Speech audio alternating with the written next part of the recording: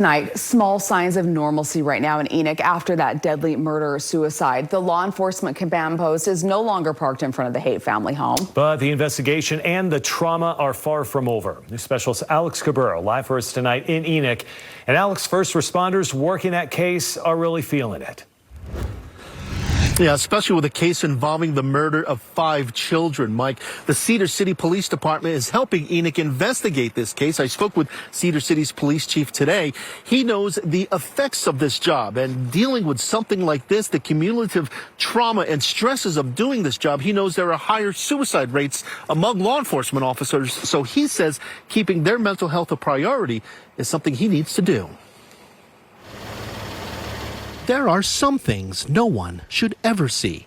But Wednesday night in Enoch, there were some people who had to see it. It weighs heavy on the first responders. Those police officers, medical workers, and others who were called to this home where a man shot and killed his wife, mother-in-law, and his 5 children before himself. It's a scene those first responders will never forget, which is why Cedar City Police Chief Darren Adams ordered his 3 detectives who saw it to visit a therapist today and next week. We are coming so far in our efforts to destigmatize officers, first responders getting help.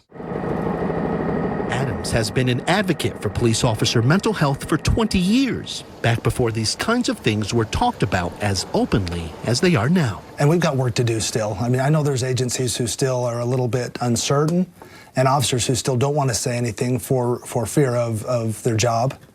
And we have just got to put that aside and be vulnerable. In Cedar City, officers regularly meet with therapists. The city will even cover additional therapist visits beyond what insurance pays for. And there are trained peer support officers to help take that first step. It has created a culture where officers coming in know it's okay to ask for help. You have a supervisor sharing with a young officer, hey, yeah, I go to therapy, and this is how it's helped me. It just takes away that fear and the ability to say, okay, I think I can do that too. That way, when officers have to deal with something like this, they don't have to do it alone. Gone are the days where we just suck it up and move on. We can't do that anymore.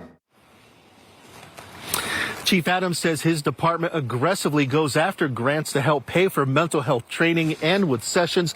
No matter what it costs the department, though, he says it is priceless, especially when those officers are dealing with a case like this one here. Mike and Debbie. Glad a lot of them are more open to getting that help. Alex, thank you. And as we continue to shine a light on this very serious topic, know that help is always available if you or someone you know is a victim of domestic violence.